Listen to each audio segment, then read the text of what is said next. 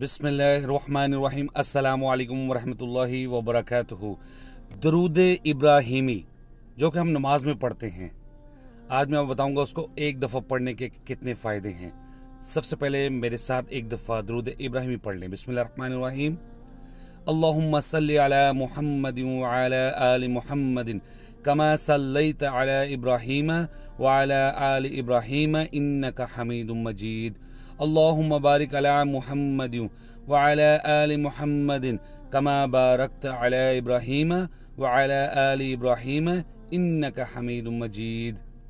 जी नाज़रीन, एक दफ़ा दरूद शरीफ पढ़ने का फ़ायदा ये है कि आपको 10 नेकियां मिलती हैं, 10 गुनाह माफ़ होते हैं, 10 दर्जात बुलंद होते हैं, अल्लाह ताला की 70 रहमतें उस पर नाज़िल होती हैं, फरिश्ते 70 मरतबा उसके लिए बख्शिश की दुआ करते हैं।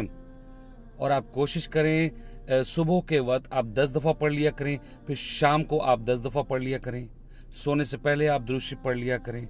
अपनी जब दुआ करने लगते हैं आप, तो दुआ के शुरू और आखिर में एक दफ़े से पढ़ लिया करें। और दुआ में इसको जितना ज़्यादा पढ़ेंगे, दुआ में जितना ज़्यादा पढ़ेंगे उतनी ज़्यादा दुआएं आपकी कबूल होंगी।